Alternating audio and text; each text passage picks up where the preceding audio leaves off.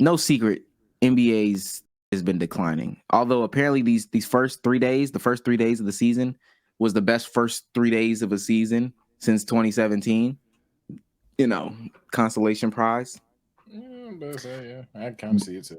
But for, the rest of the seasons for the past like 5 years or whatever, been getting worse. Adam Silver, decline of cable has disproportionately impacted the NBA. Our young audience isn't subscribing to cable, and those fans aren't finding games. People wanted to get smart with me on this tweet. Yeah. We recognize that in some ways the decline of cable has disproportionately impacted the NBA. Our young audience is subscribing to cable. And then this person just goes into it. I want to ask y'all, because I think the lazy answer is like streaming. Like illegal downloads, et cetera, et cetera. Do y'all have any thoughts? Specifically because when I got into that argument with that dude, I went and looked up the WNBA stats from this past season. Astronomical growth. And you could say like, their starting point is just different and all this stuff like that. But people like to do this like nasty ass comparison between the two.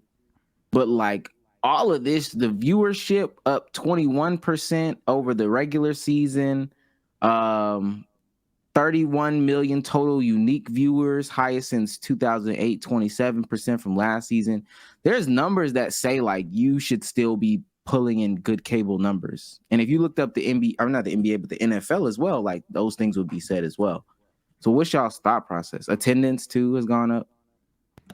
I think go ahead, Don. I was gonna say, personally, even with cable declining, I think the easy answer to me would be how they manage fucking League Pass. If League Pass was better, they would see better numbers from the streaming side, and people wouldn't rely on these illegal services at least as much. More people would buy League Pass if that shit was better. The fact that that shit is as high as it is and as limited as it is for teams in your area, you can't watch any team in your area or whatever zip code you have because it locks by location whenever they play. Hella games seem blacked out because of the games that you do have these deals for with cable. If you just rent in like a red zone, and that's the easy way to say it, red zone, but it is a hard thing to pull off with an NBA game. Trust me, I be trying, and that shit is, it's a lot of work for one man. But you have the resources to work that shit out, and you need more of a system like that. The NFL does it just right. I don't think the NFL is having viewership issues, and I would say that has a lot to do with the fact that just how much popular football is compared to basketball, and their red zone system. It's just easier to use. More motherfuckers have red zone than anybody has League Pass. Yeah, I think ultimately that's what it is. It's the hard barrier to entry. League Pass and red zone, like that whole argument plays a factor. But what I was saying on the timeline was, when we were growing up, it was very easy to tune into the local Celtics game or whatever it is. Like you would literally just press on the TV, just know what channel is playing your local sports, go there, and the game is on. Now, people wanted to argue, illegal streaming ain't that hard, B. So it's like, it really isn't that big of a deal. But I'm telling you, when you are managing multi-billion-dollar businesses, these small little things add up to the point where the problem is what it is right now. Even in content creation, there's this theory that like if you want the highest conversion on like a link, the best thing you can do is to just promote that link directly, then have that link in in like a link tree, because the difference in those two steps is really, really big in terms of conversions. So in terms of illegal streaming, yes, in actuality, it is pretty easy to go on Stream East, go to your browser and just press play, and then you got to close the ad, and then you're watching the game. That's not a difficult process. But when you compare that to, again, making YouTube TV or NBA League Pass more accessible, where all you got to do is just click on an app, click on the game, and boom, you're there. You don't got to worry about ads and all this other shit. When you compare that to what it was beforehand, where you just had to turn on the TV, go to channel 365. Another 10 subs. Oh my God, crazy, another bro, 10 man. subs. Nah. But yeah, compare that to what it was. It is a harder process now, and that shit adds up when you're talking about millions, tens, hundreds, millions of people. We might have to shout out do to Milkman for the 10 gifted. God I was damn. about to say, we might have to do a white women stream one day just for Milkman. Shout out to Milkman.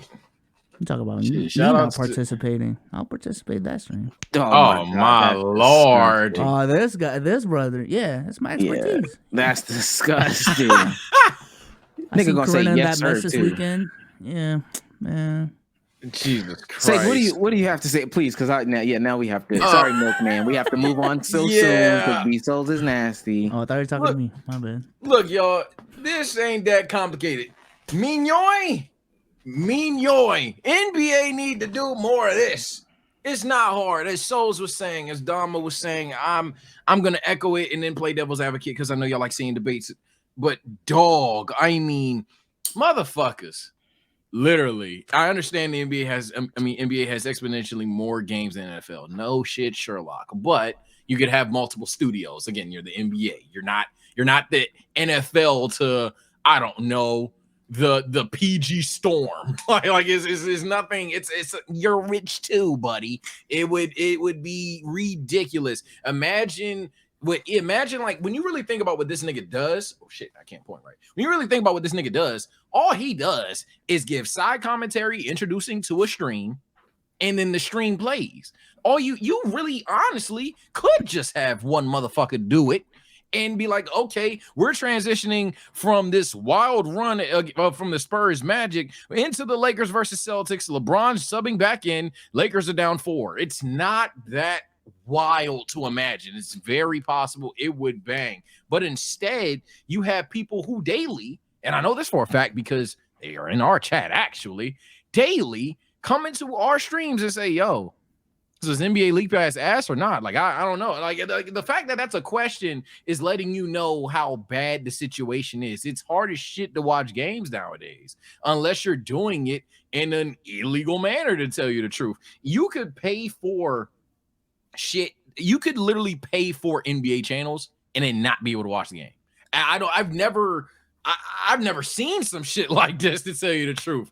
But yeah, I guess the contrarian argument is, or it's not even a good one, but I'll make it. I guess the devil's advocate argument would be, well, isn't social media, isn't the phone more accessible? Isn't it easier to do? Isn't it people finding out that it's cheaper to do these things? So as a result, yes, cable is going down. I guess that's what I want to present to you guys, that the accessibility isn't necessarily just easier, but it's also significantly cheaper when people do the math. What would you guys say to something like that? Even though I'm trying to act like I'm not spouting bullshit. So even to that argument now, I think you're seeing a lot of people turning into different directions with their cable subscriber, and even their streaming service subscriber. And I wonder if those numbers are counted. They may not be. I'm pretty sure they are. But what I mean is, people are going from the regular Hulu package to Hulu with live sports. And there are so many other, Fubo is another one, but there are so many like packages that also include live sports. So I don't think that it's way more than like, a couple years ago, really. It was if you didn't have cable, you were going on the Hulu or YouTube TV. Yeah, I'm talking about before that. I'm talking when Hulu was just streaming movies and TV shows. The only way for you to watch a sports game was cable or that illegal streaming site. But now legitimate sites have added, live sports, live television to their stuff because they see that it's a big deal. They see that it's an extremely big deal. So I can't even necessarily say that. I want to maybe a little bit different perspective, but it's what people talk about. Highlight culture has killed a lot of stuff. And the reason why highlight culture is as big as it is today is because I think that the NBA made an effort to transition to a player-centric, type of thing. That was the way that they wanted to do it. It is what it is. But if I live in Atlanta, Georgia, and my favorite player is on the West Coast, I can't cut on TV and see my favorite player. Only 2 times a year can I do that. I can only see Steph Curry 2 times a year. Now, the only way for me to see Steph Curry is via the highlights in the morning. I don't give a fuck about the Hawks. Nothing has told me to give a fuck about the Hawks. Y'all have made it to where it's not cool to give a fuck about the Hawks. I just don't care about that team. I want to know about Steph Curry and what Steph Curry did. So the next morning, I'm just going to get up and I'm going to watch highlights of that specific player. Back then, big teams, Lakers, Celtics, those people watched it. You also had your good stars in your own area or whatever, and people promoted them or whatever, but it was also team, I'm Homer, I'm a Homer, I'm a Homer. Yeah, you watch for the team. You watch for the team or whatever. But now, it's player. You need to be more player centric. And so once you're player centric, if your player is not in your area, I'm not gonna watch that shit. Yeah, people watch the sports with narratives on how this makes players look versus teams look nowadays. I wouldn't even think any person would rationally argue that. I would. Well, I'll go say ahead. real quick. I think that's why like football works, because no matter what, Sage, you're gonna watch. Like, y'all don't have Big Ben no more, Le'Veon Bell, Antonio Brown, Trevor. Y'all don't have those people no more. You watch them. Living in Atlanta, I don't watch football no more, but people are gonna watch Falcons football. When the Dolphins were bad, Damo, people were watching Dolphins football. When they're good, they're watching Dolphins football. Whoever the quarterback is, it doesn't matter. They're gonna watch it. People still watch Patriots, even though Mac Jones. Yeah. The only thing, I've turned it, and it's not one of those things where it's like I work in the NBA community and I can't see the good in it. But I think NFL discourse still just disgustingly clears. I mean, even the fans, essentially, they're so team oriented. And when a guy like Patrick Mahomes is playing them, you're like, all right, you losing tonight, Pat. But nowadays, you'll see nowadays in the NBA, you'll see a motherfucker say, "Hey, I just want Braun to give my team 50, and if we win, we win." And it's just like, really? Like, how did that happen? Yeah. But I want to go back to the cable thing. I seen some people type in chat about how they have cable and they can't find shit. And someone brought up a great point. I don't know if it's valid. Maybe he's tripping. But I vividly remember my grandmother having DirecTV. And at some point in the guide, every game, blank versus blank, Nuggets versus Hawks, Lakers versus Celtics, Jazz versus Thunder, all of that shit. I'm genuinely asking y'all, is that still there? Because if that's not, why is cable declined? I don't fucking know. Not directly. Go ahead. It's still there. I'm about to say, from my last time trying to use cable to watch whatever my dad's, he had whatever fucking Supreme cable you have in the area. My issue was doing that versus just a stream. There's like 1,000 fucking channels now. So even if you do find the guide, there's 1,000 fucking channels now. So I'm about to sit here for 10 minutes to wait for that bitch to scroll through 1,010 channels of what? Unless you got the little manual. Wait, you can't go to categories, because I know they have sports, news, movies. It's still about accessibility, even if but that's the ease of use thing I was talking about. Yeah, no, I understand. Do y'all think? Oh, my bad. Go ahead. No, my fault. Okay. Sir Thompson just hurt his leg. He's down. I'm kind of. Oh, my bad.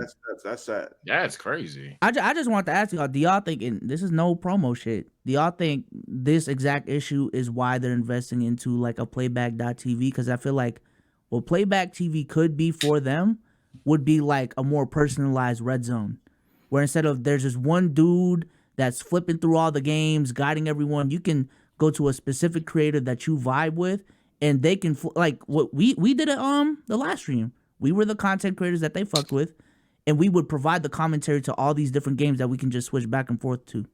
This nigga Mr. GQ2U is crazy in the chat. You need crazy packages to get all them channels. Fucking yo, nigga.